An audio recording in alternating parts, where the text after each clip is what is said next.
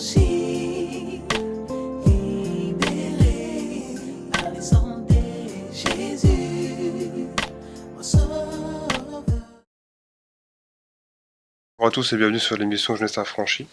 Donc, je suis en compagnie de mon frère Cyril. Moi, c'est le frère Guillaume. Nous voulons vous partager une exhortation en fait, une exhortation par la grâce de Dieu. On va tout de suite prendre un passage dans Galates 4, verset 24.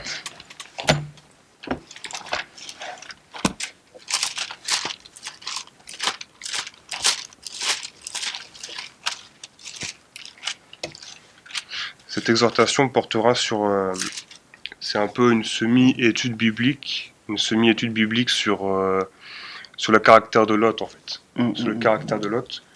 Et dans Galates 4 donc, Galates 4 le verset 24, Paul nous dira par rapport à Agar et Agar et Sarah, il dit ces faits ont une valeur allégorique car ces femmes sont deux alliances. J'ai pris ce passage-là pourquoi en fait pour le début du verset qui dit ces faits ont une valeur allégorique. Une allégorie en fait c'est une image représentative en fait. Et par la révélation qu'a eu Paul sur Agar et sur Sarai, c'est une révélation qui a eu en fait le fait qui connaissait ce passage-là, en fait, il a eu une révélation, donc il a interprété ça comme une image allégorique. Et ça le représentait par la suite, car Agar, c'est le nom de Sina en Arabie, et elle correspond à la Jérusalem actuelle, qui est dans la servitude maintenant.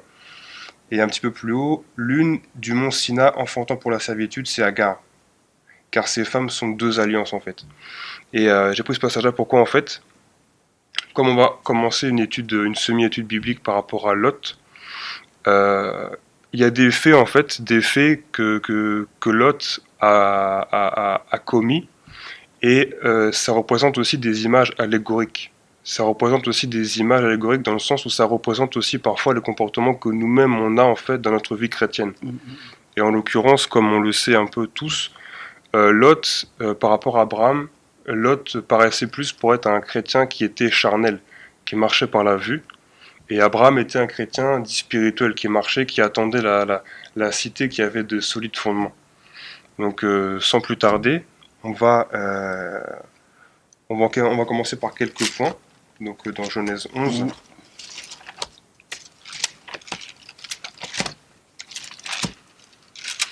Genèse 11, le verset 27.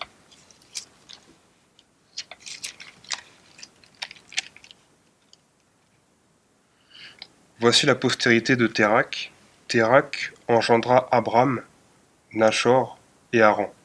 Haran engendra Lot. Et Haran mourut en présence de Téra son père au pays de sa naissance à Ur en Chaldée. Donc un premier point à notifier par rapport à Lot, c'est que il perd son père. Donc lui-même il devient sans père en fait.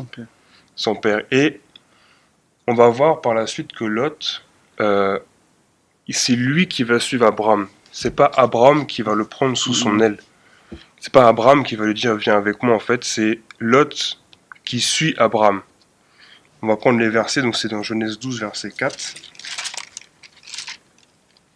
Abraham partit, comme l'Éternel le lui avait dit, et Lot partit avec lui. Il n'est pas dit que Abraham prit Lot avec lui, il est dit que Lot partit avec lui. Et aussi dans Genèse 13, le verset 1er, Abraham remonta d'Égypte vers le midi, lui, sa femme et tout ce qui lui appartenait, et Lot était avec lui. Vous voyez ? Donc on voit en fait par là que en fait, Abraham, Lot a suivi Abraham. Vous voyez ? Abraham, lui, il a eu une révélation de Dieu qui lui a dit, Genèse 12, verset 1er, qui lui a dit, sors de ta patrie. Donc, Dieu dit à Abraham, sors. Lui, il sort. Mais Lot, il suit Abraham, en fait. Comme il n'a plus forcément de... Comme il n'a pas forcément de... Il n'a plus de père, en fait, et ben il va... C'est un peu aussi l'image que nous, on a aussi avec notre père dans la foi, en fait. Tu vois. Nous aussi, au début, on suit un peu le visionnaire, vous voyez. Mais on verra par la suite que Lot, lui, il est vraiment charnel, en fait. Vraiment charnel. Donc Lot, Abraham. Lot suit Abraham, mais c'est pas Abraham qui le suit. Parce que Abraham, lui, il a eu la révélation de Dieu, alors que Lot ne l'a pas eu en fait. Non, pas eu. Donc Lot le suit. Amen. Et je sais pas si tu as quelque chose à dire par rapport à, Non, non, mais par rapport à ça. non, mais c'est un bon début hein, par rapport à ce que tu as dit. C'est vrai que dans le contexte, c'est Lot qui suivait Abraham et pas Abraham qui suivait Lot. Parce qu'Abraham, en fait, il savait où il allait parce qu'il a eu carrément l'appel de Dieu. Et Lot, non, mais Abraham a eu l'appel de Dieu et que Lot, en fait, il suivait Abraham. Donc aussi, ça nous apprend déjà qu'il ne faut pas suivre quelqu'un en fait, qui a une révélation. Parce qu'en fait, il ne faut pas suivre. On peut marcher avec une personne, mais on doit épouser en fait la vision. En fait, on doit avoir la révélation. Parce que si on suit quelqu'un sans révélation, en gros, en fait, on ne suit pas Dieu, on suit la vision de la personne.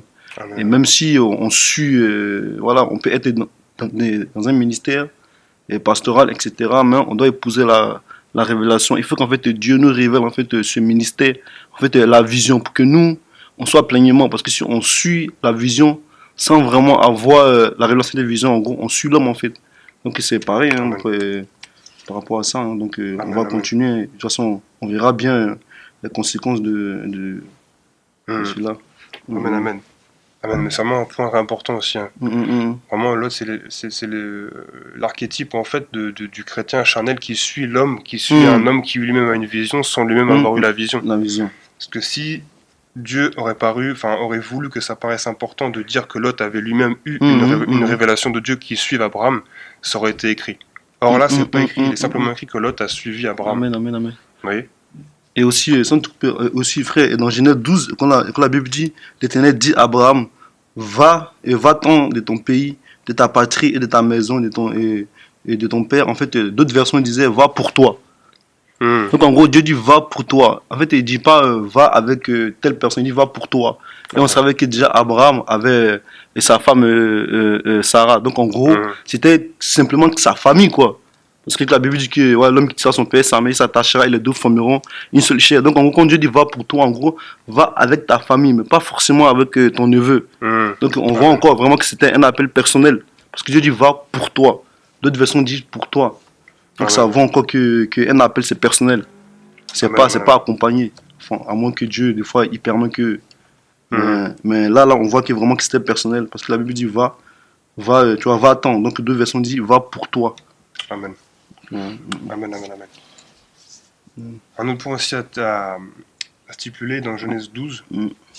Donc, comme tu viens de le dire, l'Éternel dit à Abraham, va-t'en de ton pays, de ta patrie, et de la maison de ton père, dans le pays que je te montrerai. Donc là, Dieu dit personnellement à Abraham, sors. Au verset 4, Abraham partit comme l'Éternel le lui avait dit, et Lot partit avec lui. Donc là, début du verset, et Abraham partit comme l'Éternel le lui avait dit. Ça veut dire qu'à partir de là, Abraham, il est consentant en fait. Oui. Dieu lui dit sors, Abraham consent ce que Dieu dit, et suite à cette parole, Abraham sort. Donc il obéit à Dieu, il sort. Et à partir du verset 10, même un petit peu plus haut, on peut prendre le verset 10. Il eut une famine dans le pays et Abraham descendit en Égypte pour y séjourner, car la famine était grande dans le pays. Donc là, il y a un verset aussi qui dit dans Ésaïe 30, le verset 1er. On va le prendre rapidement.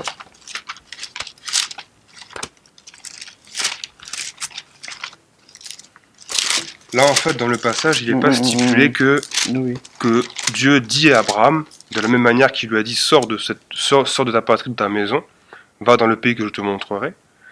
Il n'est pas stipulé en fait que Dieu dit voilà à cause de cette famine retourne, enfin va en Égypte. Et on sait que bibliquement en fait l'Égypte ça représente le monde.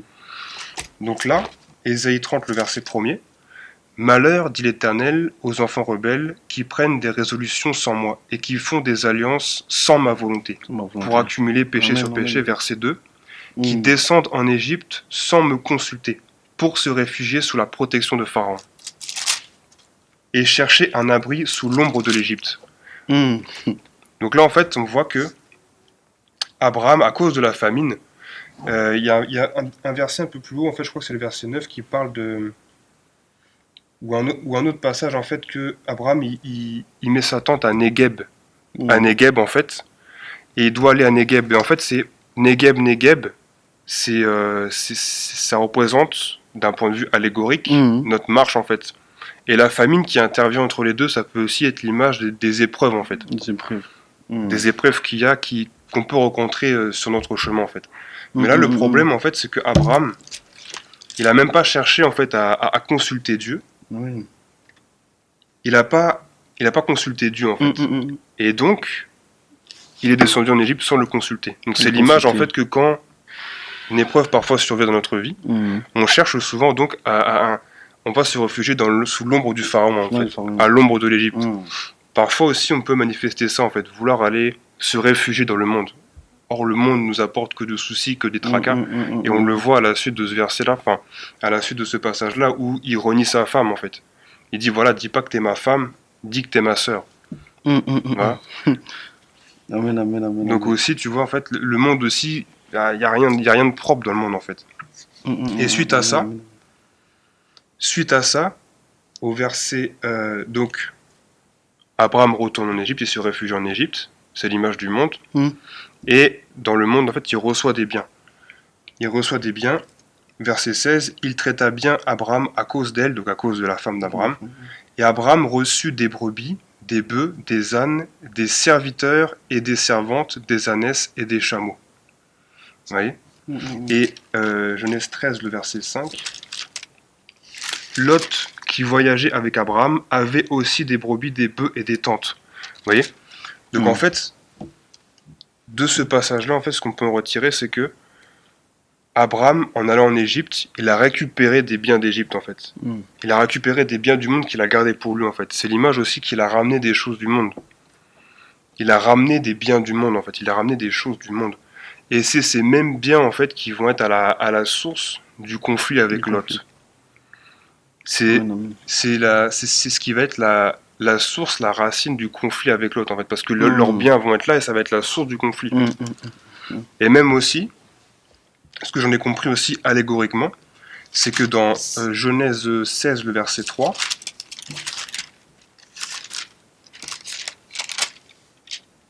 et l'Éternel dit à Abraham, sache que tes descendants seront 16, verset 3. Mm, ça, 16, pardon, oui. Alors Sarai, femme d'Abraham, prit Agar l'Égyptienne, sa servante, et la donna pour femme à Abraham, son mari. Tu vois? Donc, Mm. il y a une autre version qui dira que Sarai donna Agar, sa servante égyptienne. Oui, oui. Donc, ce qu'on peut en comprendre aussi, c'est qu'en fait, il a ramené, comme on voit au verset 16, il traita bien Abraham à cause d'elle, et Abraham reçut des brebis, des bœufs, des ânes, des serviteurs et des servantes. Et des servantes. Non, c'était enfin, parmi les servantes, il y avait. Parmi les servantes, il y Ok, avait Agar, en il y fait. avait Agar. Mm, mm, mm. Donc, en fait, on voit que il n'y a pas de petites conséquences, en fait. Mm, Quand on va piocher dans le monde, quand on ramène des choses, il n'y a pas de petites conséquences. Tu vois? Et du fait que Abraham est redescendu en Égypte, l'image du monde, en fait, sans consulter Dieu, il a ramené des biens, dont des servantes, et c'est ce qui a donné par la suite Ismaël Mm. et ce conflit israélo-palestinien qu'on voit encore de nos jours. Donc une petite désobéissance où on fait une chose sans consulter Dieu, ça peut avoir de gros impacts, en fait. De gros impacts.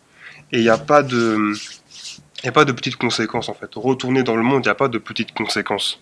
Ah oui. Donc je sais pas si tu vas ajouter quelque chose par rapport à ça. Non, mais c'est. Qui de ça venu. Non, mais c'est vrai que quand on lit vraiment ce passage, on voit que c'est vraiment profond. Et même si je reprends au chapitre 12, verset 10, même c'est marqué il y a eu une famine dans le pays et Abraham descendit en Égypte pour y séjourner. Donc en fait, on voit qu'il y a eu en fait une famine. Donc Dieu savait qu'il avait une famine. Mais Dieu n'a aucun cas dit à Abraham va en Égypte. Mm. La Bible dit qu'il y a eu une famine.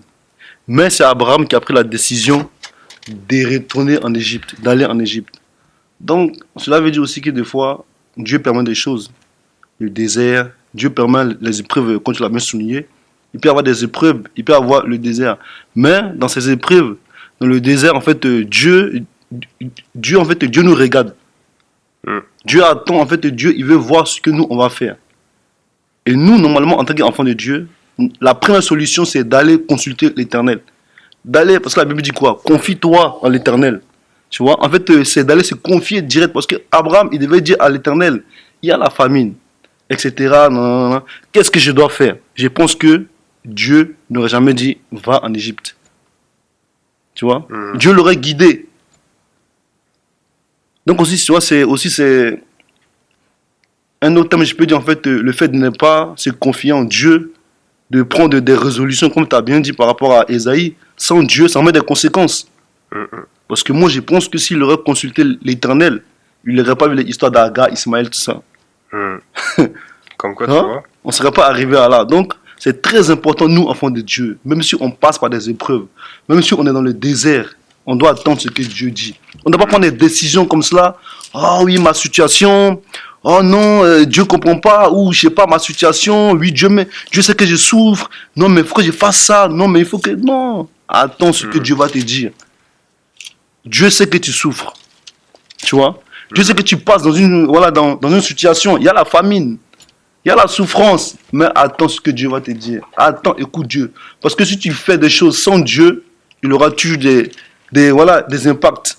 Comme on a vu Abraham qui est parti en Égypte. Et puis en plus, il ment. Voilà que Sarah et sa sœur. Et vraiment, non, c'est...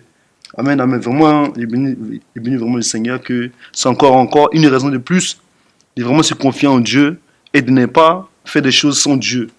Vraiment que tout ce qu'on doit faire, on doit vraiment demander à Dieu. On doit se confier à Dieu. Même tous les problèmes, on doit mettre en fait notre problème au pied du maître, quoi, pour dire Seigneur, qu'est-ce que je dois faire dans cette situation. Moi, je pense que Dieu, il a la solution à tout problème. Et voilà, en tout cas... Amen, amen, amen. On verra par la suite aussi que à partir de Genèse 26 là-bas, que Isaac a fait la même faute qu'Abraham en fait. Quand on dit bien Genèse 26, bon, ce sera peut-être une émission à part où on en parlera d'Abraham et d'Isaac ce coup-ci, mais on verra par la suite que Isaac a fait la même erreur qu'Abraham.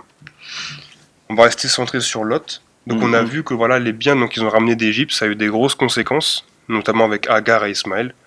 Et aussi, voilà, ça a été la source du conflit avec Lot. Suite à ce conflit, donc c'est là qu'on rentre dans les images allégoriques de Lot, de comportement qu'a eu Lot. Donc, suite à ces querelles-là, donc Genèse 13, à partir du verset 7, donc suite à ce conflit-là, il y eut querelle entre les bergers des troupeaux d'Abraham et les bergers des troupeaux de Lot. Donc là, il y a eu un conflit en fait. Donc là, Abraham, qui est un peu l'image du chrétien spirituel, lui, tout de suite, essayant de calmer le conflit, il dit voilà, bah, il lui dit la suite, Abraham dit à Lot, verset 8, qu'il n'y ait point, je te prie, de dispute entre moi et toi, ni entre mes bergers et tes bergers, car nous sommes frères. Tout le pays n'est-il pas devant toi? Sépare-toi de moi, tu vas à gauche, j'irai à droite, si tu vas à droite, j'irai à gauche. Voilà, donc là, Abraham, il laisse le choix à Lot. Et comme on le sait tous, Lot, à partir du verset 10, Lot leva les yeux et vit toute la plaine du Jourdain, qui était entièrement arrosée. Avant que l'Éternel ait détruit Sodome et Gomorrhe, c'était, jusqu'à Tsoar, comme un jardin de l'Éternel, comme le pays d'Égypte. Donc on voit que voilà... Comparaison. Déjà aussi, là, on voit avant l'Égypte, avant que ça devienne une terre asséchée, une terre aride, avant c'était irrigué comme un jardin de l'Éternel. Donc on voit aussi que voilà, en fait, avant, Dieu n'a pas créé la terre avec les déserts.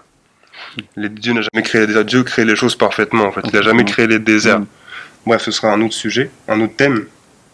Donc là, Lot, il lève les yeux et il voit, en fait. Il voit toute la plaine, il voit les arbres et tout ça, il voit. Et au verset 11, Lot choisit pour lui toute la plaine du Jourdain et s'avança vers l'Orient. Donc on voit là aussi un trait de caractère de Lot. Il lève les yeux et en fait il voit ce qui frappe à la vue en fait. C'est aussi une image allégorique aussi de nous-mêmes parfois. On a tendance aussi à voir les choses qui frappent à la vue.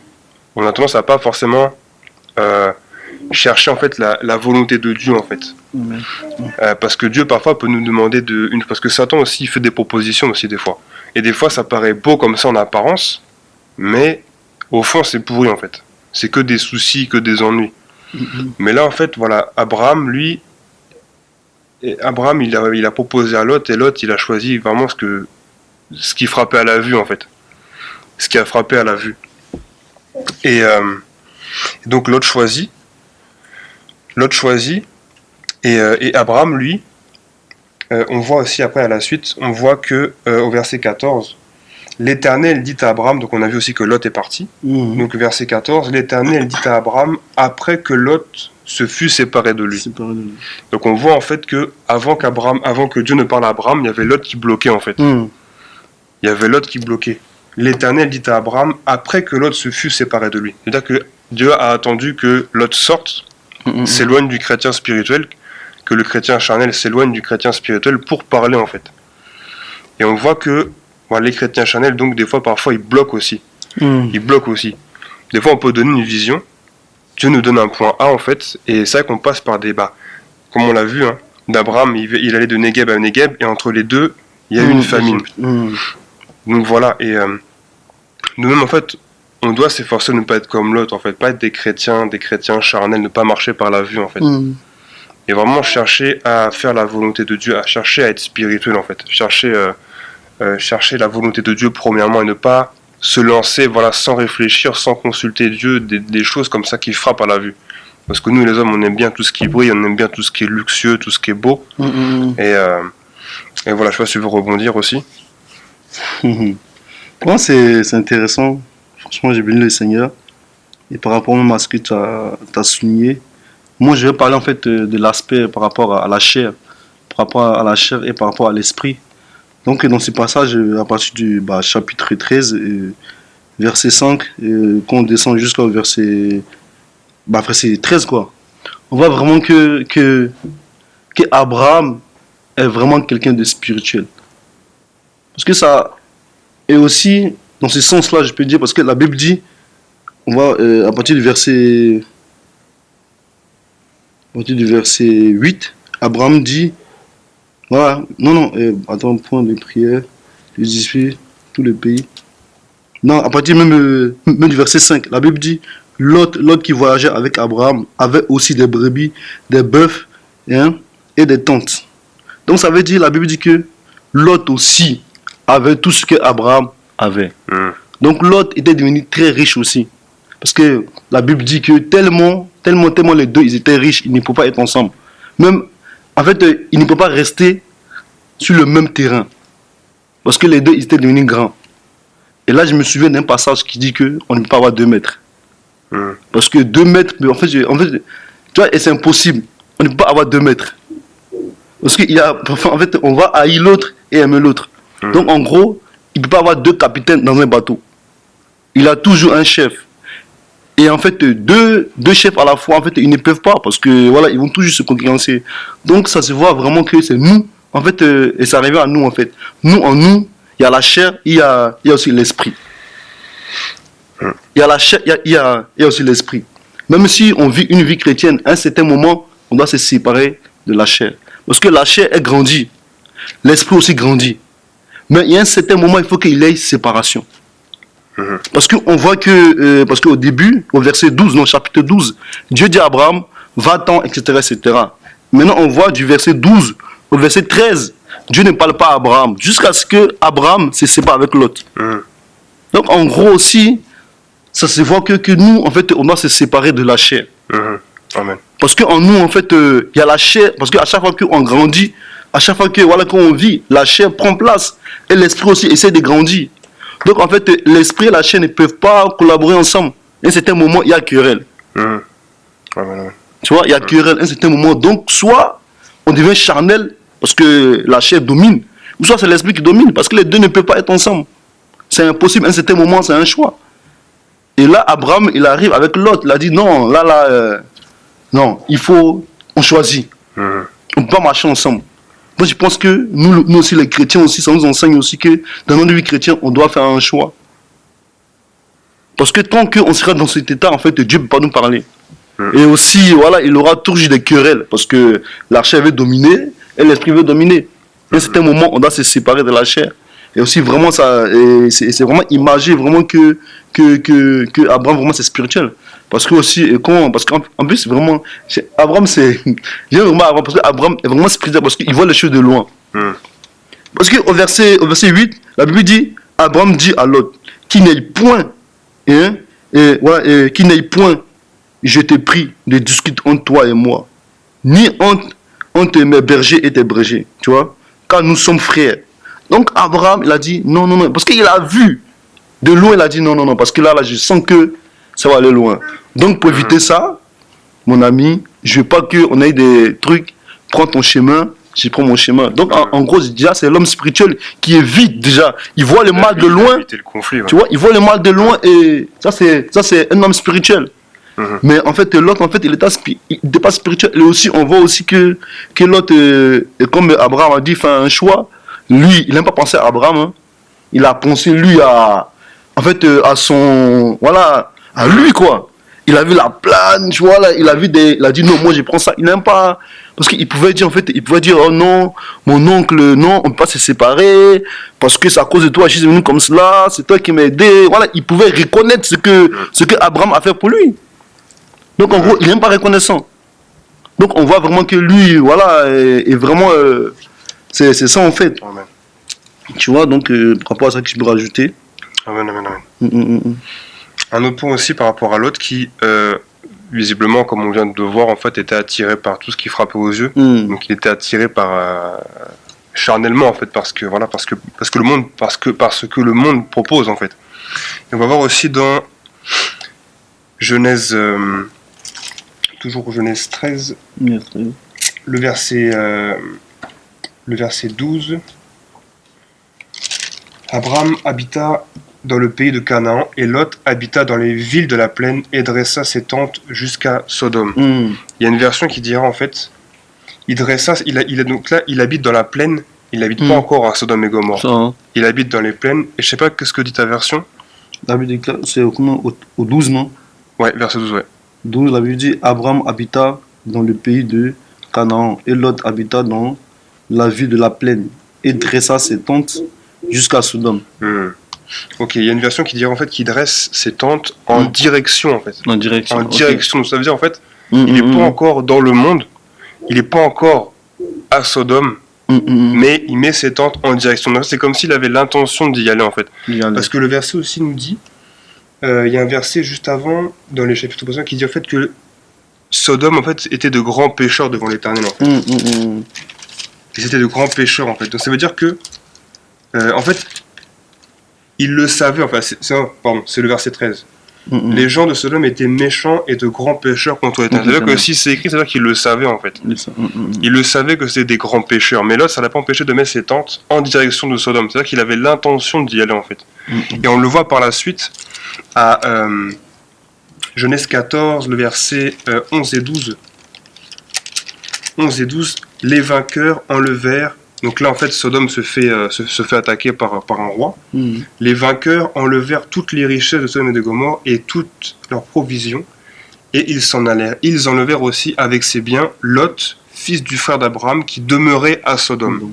Ça veut dire en fait que là, de Genèse 13, verset 12 à Genèse 14, verset 12, c'est-à-dire que là, Lot, il est passé des tentes en direction de Sodome, et là, en fait, il se retrouve à Sodome. Ça veut dire en fait qu'en un chapitre, il a fini par aller dans le monde en fait.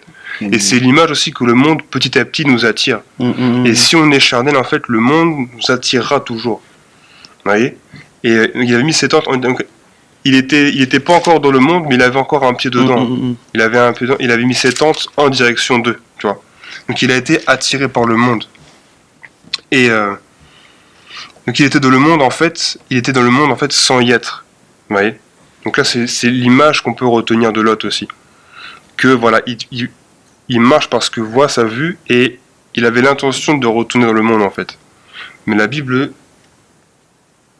notifie clairement en fait qu'au début il demeurait dans la plaine et qu'ensuite il est parti de Sodome et Gomorrhe. C'est l'image un peu du chrétien charnel qui petit à petit en fait voilà retourne dans le monde. Et je sais pas si vous voulez rebondir par rapport à ça. Non, je n'ai pas grand chose à dire. T'as tout dit. Et aussi, le monde aussi nous fait oublier le monde nous fait oublier Dieu en fait. Le fait de retourner dans le monde, ça nous fait oublier Dieu. Et dans le passage de Genèse, dans Genèse 13, le verset 3-4,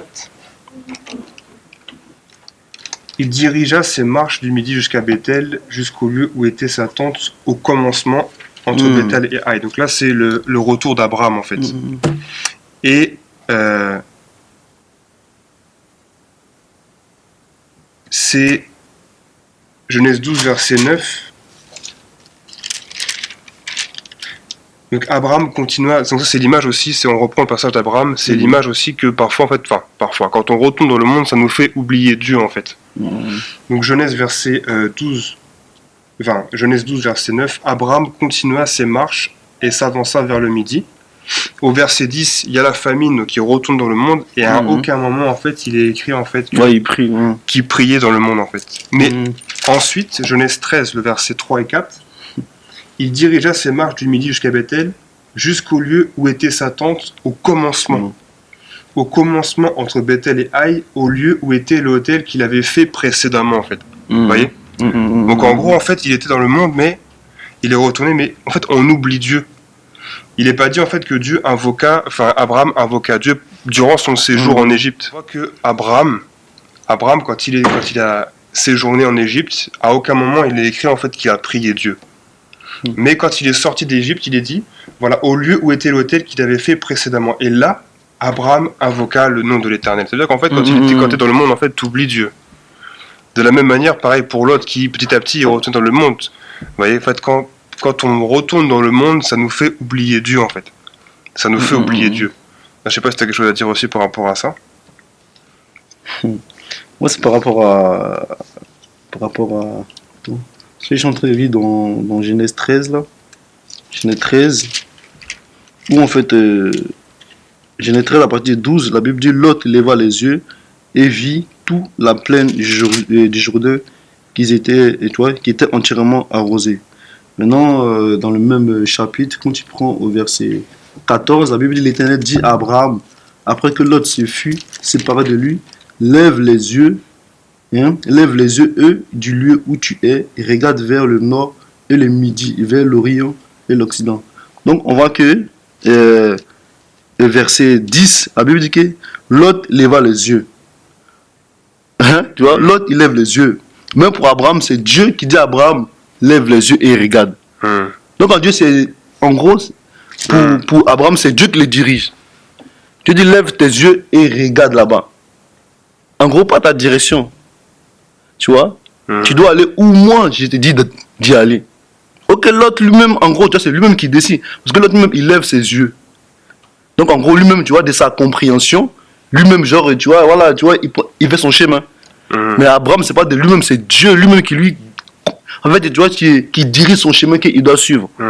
Tu vois, donc en gros, encore, voilà, ça voit et ça confirme encore par rapport au spirituel. Le spirituel, en fait, comme on dit, qui est conduit par l'esprit, c'est qui est conduit par Dieu.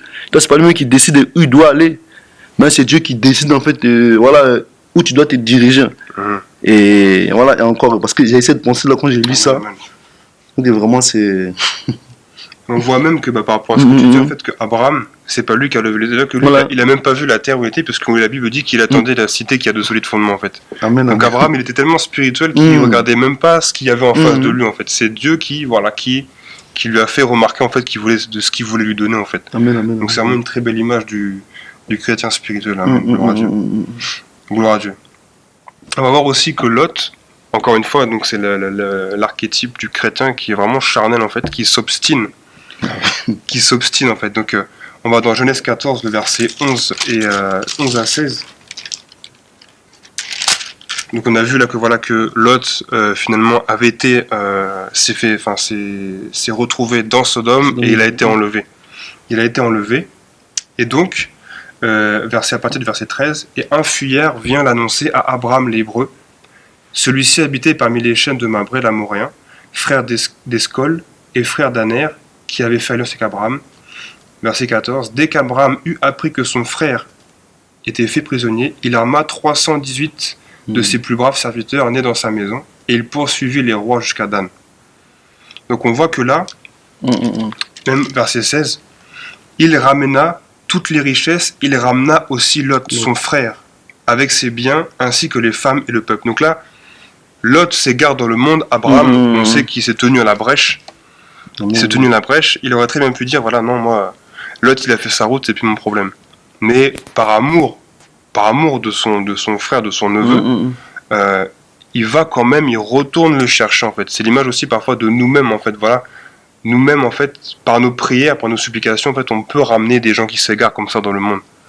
C'est une image.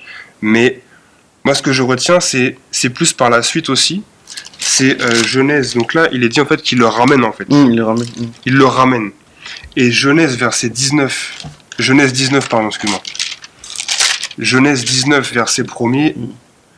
Les deux anges arrivèrent à Sodome sur le soir et Lot était assis à la porte de Sodome. Donc on voit en fait que Lot, il est retourné encore à Sodome. Tu vois? Il part, il part à Sodome, il se fait kidnapper, Abraham le vient, il le récupère avec lui. Et là, on retrouve encore Lot à Sodome. On le retrouve encore. Ça, c'est pas de l'obstination, ça. Ça, c'est de l'obstination, tu vois. Ça, c'est l'image aussi parfois de nous, des chrétiens qui sont vraiment, ils s'obstinent en fait. Ils s'obstinent, ils n'ont pas vraiment coupé les ponts avec le monde. Ils ont beau, parce que si Lot, voilà, Lot, il a été kidnappé, ça aurait pu quand même le réveiller en fait. Cette épreuve-là aurait pu le réveiller. Mais malgré ça, en fait, une fois que tout va bien, il retourne encore dans le monde, il retourne encore à Sodome et Gomorrhe. Donc ça, c'est de l'obstination vraiment charnelle. Amen. L'obstination, vraiment. Je vais rebondir aussi par rapport à ça. Et par rapport à ça, en fait, j'ai essayé de penser par rapport à, comme tu parlais, ça va vraiment, ça se confirme encore vraiment que Lot ne connaissait même pas Dieu. Il ne connaissait pas Dieu. Parce qu'en fait, il n'avait même pas l'appel. Parce que il était kidnappé. On l'amène à Sodome et Gomorrhe. Et Abraham vient, lui récupère, et lui encore, il y va encore là-dedans. Donc en gros, ça voit vraiment, ça, en fait, ça signifie les chrétiens qui sont charnés, qui ne connaissent pas Dieu. Tu vois? Ils ne connaissent pas Dieu, et donc en fait, ils sont plus attirés par le monde. Parce qu'ils n'ont pas vraiment eu ce compte, en fait, tu vois, vraiment la révélation de Dieu qu'ils servent. Donc en gros, ils n'arrivent pas trop à... Tu vois, on les tire par force. On les tire. Moi, je crois vraiment que le chrétien qui a raconté Dieu, il sait vraiment qui est Dieu. Il ne peut pas jouer à ça. Tu vois? Et souvent, c'est les chrétiens qui n'ont pas vraiment connu Dieu, voilà, qui font un tour dans le monde. Et malgré qu'ils reviennent encore à Christ, ils répètent encore. En gros, tu vois, c'est des chrétiens vraiment qui n'ont pas vraiment... voilà, qui n'ont pas vraiment l'appel. Parce que regarde, Abraham a eu carrément l'appel de Dieu. Donc, il connaissait en fait qui vraiment il le suivait. Tu vois, il avait l'appel authentique. Il entendait vraiment la voix de Dieu. Donc, en gros, il était conduit, dirigé par Dieu. Et en fait, l'autre, Dieu l'a jamais parlé. Tu vois, c'est un suiveur. Et un suiveur, bah, il suit toujours le mouvement. Et il suit par ses propres intérêts. C'est exactement ça. Il suit ses propres intérêts parce qu'il voit que Sodome et Gomorrhe là-bas, là, ses intérêts sont là-bas. Parce que là-bas, pourquoi? Parce que quand il a levé les yeux là, il a vu direct ses intérêts. Et lui, il poursuit tous ses intérêts. Marie est allé tirer dans les cieux du Seigneur. Il ne peut pas rester parce que lui, son intérêt, c'est pas dans les cieux de Dieu. Lui, c'est à Sodome et Gomorrhe. Lui, il voit son intérêt là-bas. Donc, toujours, il y va encore. Tu le tires, il y va encore. Il faut que Dieu lui-même, tu vois, donc, vraiment, ça vaut encore vraiment que vraiment, les chrétiens charnels, ils sont plus dangereux que les païens. Ah oui. Et puis, vraiment, ils sont encore plus, comment je peux dire, vraiment, ils sont plus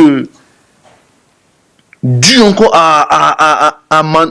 en fait, ils sont dus à manipuler, pas manipuler, mais maniable que les chrétiens, tu vois, à travailler. Qu'un païen, il connaît rien. Tu vois, il peut vite, en fait, il se remet un enfant, enfin, il peut croire, mais un chrétien charnel, mais c'est pire même qu'un païen. Parce que, voilà, lui, il a sa manière de voir les choses, bah, il est fixé et tu peux rien lui faire.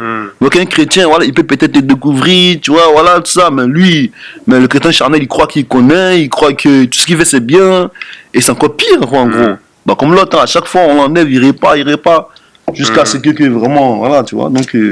Et Paul le dit aussi, il y a l'homme spirituel, l'homme charnel et l'homme animal. Et en ce qui concerne l'homme charnel, c'est quelqu'un qui a eu la révélation de Dieu, mais qui marche selon ce que lui il veut, en fait. Tu vois. Lui qui veut. Il ne cherche pas à connaître les plans de Dieu pour sa vie, en fait. Il marche selon ce que lui il veut faire. C'est exactement l'image de Lot, en fait. Lui, ses yeux, il voit, il suit. Exactement. Et moi, un fait aussi qui m'a vraiment beaucoup marqué par rapport à Lot, le fait que là, en fait, on le retrouve encore à Sodome. À Sodome. Dans 2 Pierre 2.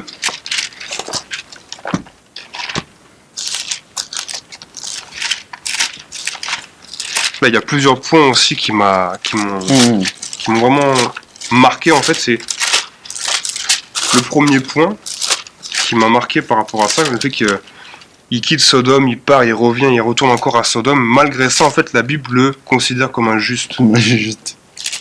Le considère encore comme un juste. 2 Pierre 2 à partir du verset 6. Donc, s'il a condamné à la destruction et réduit en cendres les villes de Sodome et de Gomorrhe, les donnant comme exemple aux impies à venir. Verset 7. Et s'il a délivré Lot le juste, profondément attristé de la conduite de ces hommes sans frein dans leur dérèglement. Car ce juste qui habitait au milieu d'eux, tourmentait journalement son âme juste à cause de ce qu'il voyait et entendait dans leurs œuvres criminelles. Donc il y a 2 choses. Le premier, c'est Lot était quand même, malgré ça, comme on l'a vu, qui était charnel, il était quand même considéré aux yeux de Dieu comme juste. Et le deuxième point, c'est que malgré le fait qu'à chaque fois il retourne à Sodome, il y reste, alors que la Bible dit que il n'était pas à l'aise en fait. Il va quand même à Sodome, à Gomorrhe, mais il n'est pas à l'aise en fait. Pas à l'aise là-bas. Il n'est pas à l'aise. S'il a délivré Lot, le juste profondément attristé de la conduite de ces hommes sans frein dans leur dérèglement. Car ce juste qui habitait au milieu d'eux tourmentait journalement son âme. Ça veut dire qu'il était là-bas, il s'efforçait, il restait toujours à Sodome, mais il n'était pas à l'aise à Sodome et Gomorrhe. Et on l'a vu dans Genèse 19, versets 1 et 2. En fait, il siégeait à la porte. En gros, c'est parce qu'en fait, il avait des responsabilités, en fait. Il avait des responsabilités, il avait une certaine notoriété. Le fait de résider à la porte de la ville, en fait, c'est considéré comme étant gradé dans la ville, en fait. Et c'est à cause de ça, en fait. C'est à cause de sa notoriété qu'il n'a pas voulu quitter Sodome et Gomorrhe, en fait. C'est à cause de ça. Et ça, c'est l'image aussi de nous-mêmes, parfois, quand Dieu nous appelle, quand on vient du monde, on a parfois une certaine notoriété, une certaine réputation, on a un style de vie, voilà, on est bien entouré. Et quand Dieu nous appelle, Dieu nous dit, voilà, quitte tout ça. Et il y en a parfois, comme Lot, ils refusent à cause de la notoriété qu'ils avaient, en fait. Et l'autre point qui m'a vraiment interpellé, c'est vraiment que, en fait, la Bible considère quand même, malgré cela, Lot comme un juste, en fait. Là, il y a quelque chose, vraiment une image allégorique profonde à comprendre, en fait. Le fait qu'il soit considéré comme juste, malgré le fait qu'il était charnel, comme on l'a vu, en fait. Et dans Luc 1, le verset 6, on a une définition, en fait, de ce qu'est injuste, en fait, selon Dieu.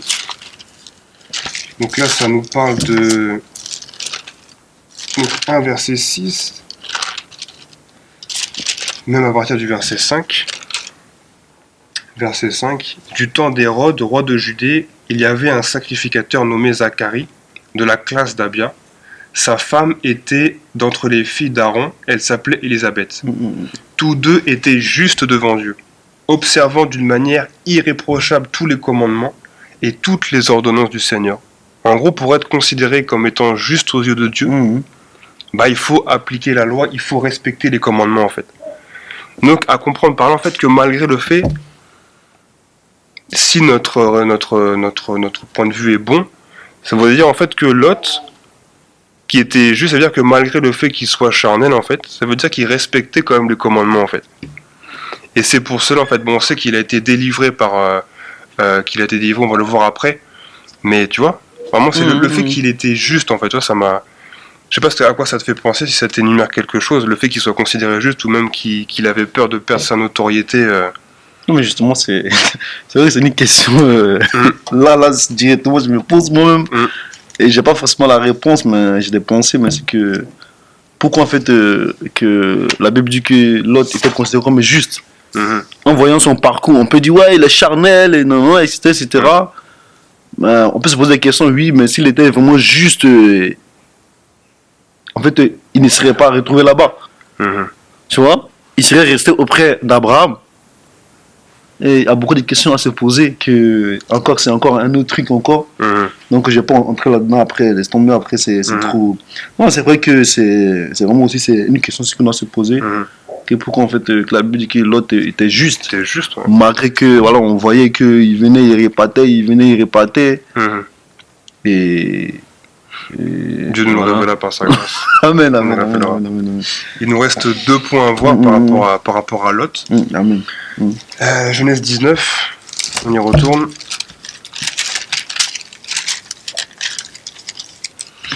Genèse 19, donc là c'est quand Dieu décide de détruire Sodome et Gomorrhe. Donc, Genèse 19 à partir du verset 29. Lorsque Dieu détruisit les villes de la plaine, il se souvint d'Abraham et il fit échapper Lot du milieu du désastre par laquelle il bouleversa les villes où Lot avait établi sa demeure. Donc en gros, on voit que lorsque Dieu détruisit les villes de la plaine, donc en gros Sodome et Gomorrhe, il se souvint d'Abraham. Donc en fait, c'est grâce à Abraham en fait que Lot a été sauvé, a été délivré. Mais j'aimerais voir en fait deux points en fait qui m'ont marqué en fait de la manière en fait que Lot a été sauvé en fait. Et donc Genèse 19 versets 15 et 16. Dès l'aube du jour, les anges insistèrent auprès de Lot en disant lève-toi, prends ta... Sachant qu'avant il l'avait déjà dit en fait. Mais dès l'aube du jour, les anges insistèrent auprès de Lot. Ils insistèrent en disant lève-toi, prends ta femme et tes 2 filles qui se trouvent ici de peur que tu ne périsses dans les ruines.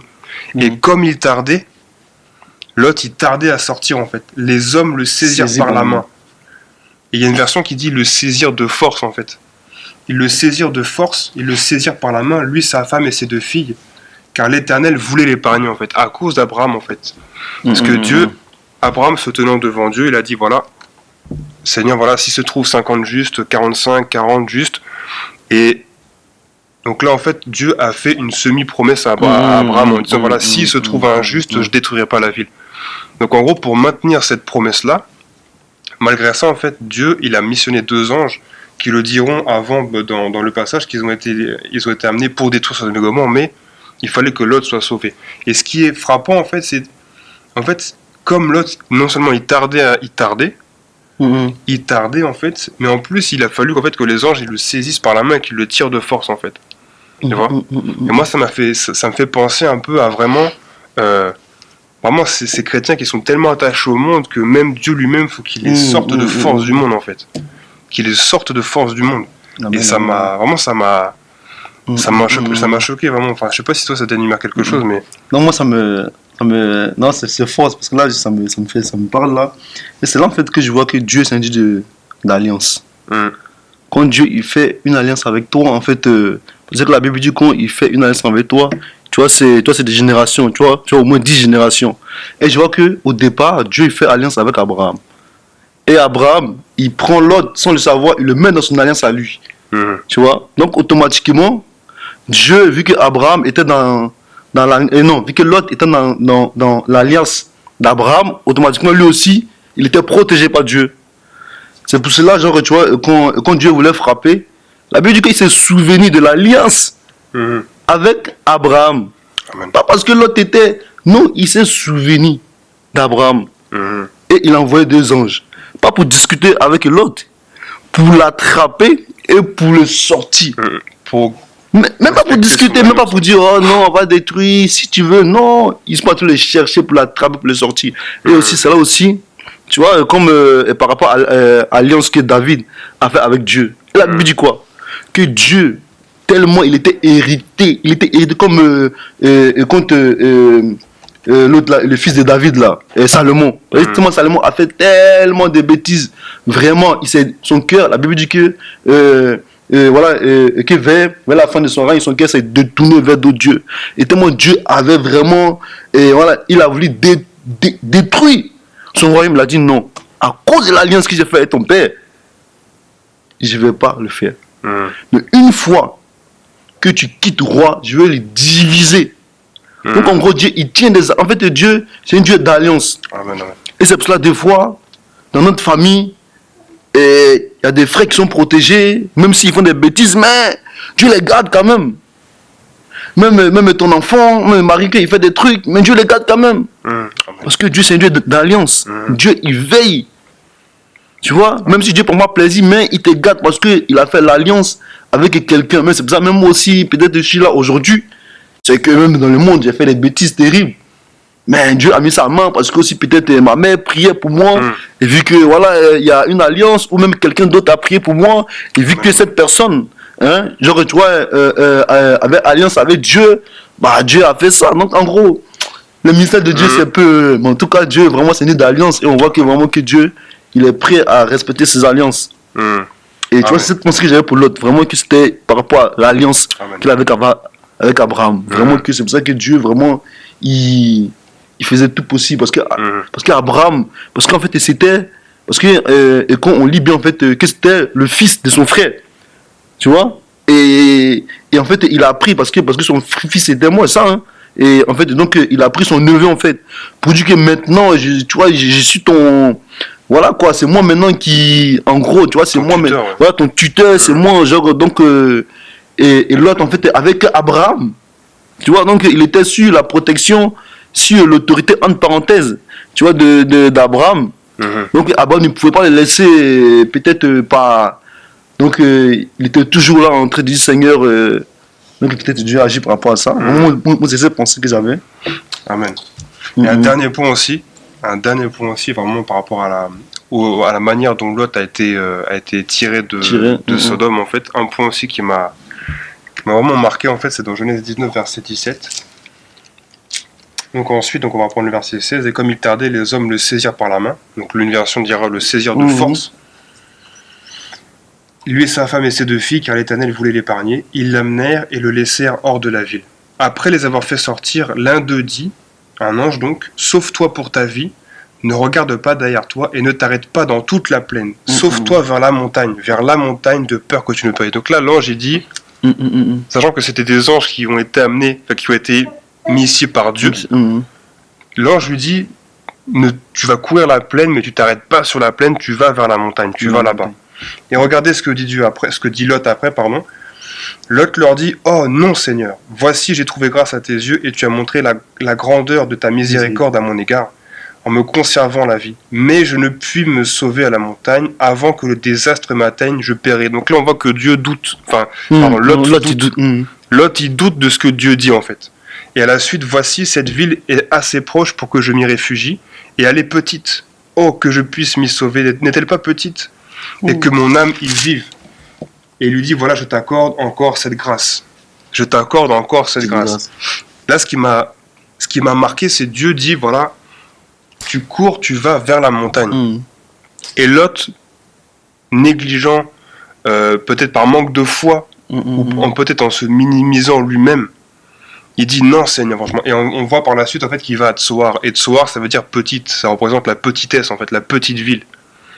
Tu vois? En gros, Dieu dit va vers la montagne. Va vers la montagne. Mais il dit non, je peux pas y aller, je vais mourir, c'est obligé. Ouais. Donc je vais à Tsoar. En fait, en gros, moi ça me fait penser à l'image en fait, de nous aussi parfois. Dieu nous demande de faire des choses, mais on se minimise. On croit qu'on peut pas y aller, qu'on peut pas atteindre en fait. Et on dit non, franchement, moi je suis humble, je suis dans l'humilité, je vais me contenter de ça en fait, je vais me contenter de petit en fait. Ouais. Moi ça m'a fait penser à. Ça m'a fait penser en fait au fait que même parfois nous-mêmes on se néglige. Parfois on se minimise. On néglige aussi Dieu par la même occasion. Parce que Dieu, voilà, il a des plans de bonheur pour nous, des plans parfaits. Et il nous dit en fait d'aller à la montagne, mais des fois nous-mêmes on se minimise en fait. Mais on verra par la suite aussi que malgré ça en fait, Genèse 19 verset 30, Lot quitta Tsoar. Donc en fait, après il va à Tsoar, on va chercher un verset. Donc verset 23, le soleil se leva sur la terre lorsque Lot entra dans Tsoar. Donc on voit que là, Lot, du coup, il va à Tsoar. Mais au verset 30, Lot quitta Tsoar pour la hauteur. Et il se fixa sur la montagne, avec ses 2 filles, car il craignait de rester à Tsoar. C'est-à-dire en fait que, finalement, il a accédé à la montagne. Il a été sur la montagne que l'ange lui avait dit, en fait. Il finit par y aller, mais il fait une escale par Tsoar, en fait. Mais à Tsoar, encore une fois, c'était pas la volonté de Dieu qui reste à Tsoar. Et là il y a la crainte qui s'installe, car il craignait de rester à Tsoar. Quand t'es pas là où Dieu t'attend, forcément tu crains en fait. Amen, T'es amen. pas à l'aise. Mhm. T'es pas à l'aise. Et là, Lot, pour le coup, il était pas à l'aise en fait d'être à Tsoar. Donc il a finalement accédé à ce que Dieu avait prévu pour lui, donc d'aller à la montagne en fait. Moi, c'était le dernier point qu'on y avait à voir. Je sais pas si ça t'énumère quelque chose en fait. Mhm. Le fait que parfois on se minimise un peu. Non, mais c'est clair que. Parce que quand Dieu nous dit, en fait, quand Dieu dit une chose, en fait, on ne doit pas douter, en fait. Mm. Parce que Dieu, il est tout puissant, il est grand. Et quand il nous dit de faire un truc, en fait, faut pas douter avec la parole de Dieu. Moi, souvent, j'ai dit, en fait, que l'histoire de Dieu, c'est pas celui qui est intelligent, celui qui est fou. Mm. Dieu, il faut simplement croire. Avant de réfléchir avec Dieu. Mhm. Il faut croire Dieu, il ne faut pas être intelligent pour comprendre Dieu. Non, il faut, au contraire, il faut être comme un fou. Tu crois tout ce que Dieu dit. Je crois. Tu vois? Donc, avec Dieu, voilà, avec Dieu, il ne faut pas être intelligent. Oh non, mais est-ce que. Non, mais si j'ai. En fait, non, il faut être fou. Oui, je crois. Et je pense que vraiment, avec Dieu, il faut croire. Il faut croire. Tu vois, c'est pas même et que la Bible dit heureux l'homme. Tu vois, c'est celui qui croit sans avoir vu. Mhm. Il faut croire Dieu. Quand Dieu lui fait ça, et confiance en lui et croire en lui. Et des fois, ça sert à rien de, tu vois, de se minimiser, d'avoir des doutes. Vraiment, on doit avoir confiance en celui qu'on sert parce qu'il est grand, il est tout puissant. Et quand voilà, il dit une chose, il l'accomplit, il veille sa parole, tu vois, pour qu'elle s'accomplisse. Et moi, c'était par rapport à ça que je pourrais dire, hein, vraiment que Amen. Dieu soit béni. quoi. Amen, amen. Mhm. Avant de clôturer, Arnaud, tu peux regarder par rapport à la caméra si les 30 minutes sont pas dépassées. C'est dépassé là? Oui, voilà, parce que ça fait la deuxième partie là. Deuxième partie là, il reste 6 minutes. 6 minutes? Ok, d'accord. On va clôturer. Ok. Donc, ouais, enfin, je sais pas si tu avais autre chose à rajouter par rapport à ça en fait, non? Non, franchement, l'amour de la fin, je peux dire quoi? Je peux dire simplement, laissez-nous conduire par Dieu. Mhm. Et nous-mêmes ne prenons pas des décisions sans avoir consulté Dieu. Parce que ça peut voilà, avoir des impacts dans notre vie, même dans notre vie tu vois, de notre enfant, etc. Parce que le fait de ne pas consulter Dieu, Abraham est entré en Égypte. Et ça a eu des impacts hein, Mhm. avec Agar, avec Ismaël, avec Isaac, etc., etc. Donc ça a eu des impacts. Donc le fait d'écouter vraiment Dieu et tout ce qu'on fait vraiment, consulter Dieu, ça nous évite beaucoup de problèmes. Et voilà quoi, moi c'était par rapport à ce que je voulais dire. Et puis Amen. voilà quoi. Amen, amen. En tout cas, voilà, moi aussi, le mot de la fin par rapport à cette exhortation, par rapport à l'autre, c'est vraiment ne soyons pas comme Lot en fait. Ne soyons pas comme Lot, évitons d'être charnels en fait. Évitons d'être charnels, marchons par la foi, puisque Christ est le consommateur de notre foi en fait. Amen. Et Abraham, lui, a manifesté la foi et ça lui a été imputé à justice en fait. De la même manière pour nous en fait.